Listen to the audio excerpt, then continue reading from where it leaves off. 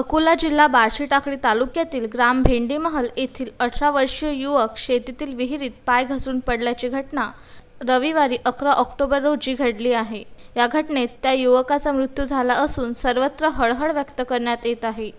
भेंडीमहल तालुका बार्शी टाकळी जिल्हा अकोला येथील अमोल पंजाबराव घनगाव वय 18 हा युवक महान पिंजर रोडवरील घाटटेक फाट्याजवळ त्यांच्या शेतात जेवायला बसलेल्या मजुरांसाठी शेतीतील विहिरीवर पाणी आणण्यासाठी गेला असता अचानक पाय घसरून तो विहिरीत पडल्याची माहिती अक्षय आगे यांनी संत गाडगेबाबा आपत्कालीन शोध व बचाव पथकाचे प्रमुख दीपक सदाफळे यांना दिली। सदाफळे यांनी पिंजरचे ठाणेदार भारसाकडे यांना मिळालेल्या घटनेची माहिती दिली असता ठाणेदार यांनी तात्काळ जाऊन सर्च ऑपरेशन करण्याचे सांगितले। तोपर्यंत घटनास्थळी पोलीस ताफा घेऊन पोहोचतो अशा सूचनेवरून क्षणाचाही विलंब न करता त्वरित अंकुश सदाफळे, मयूर सडेदार, शुभम वानखेडे यांना रुग्णवाहिका, शोध व बचाव साहित्य घेऊन घटनास्थळी रवाना केले। तोपर्यंत पथक प्रमुख दीपक सदाफळे यांनी शेतातील काम करणाऱ्या मजुरांना फोनवरून मार्गदर्शन करीत युवकाला विहिरीतून बाहेर काढण्यास सांगितले। विहिरीतील 10 फूट खोल पाणी असल्याने लगेच मजुरांनी युवकाला बाहेर काढले।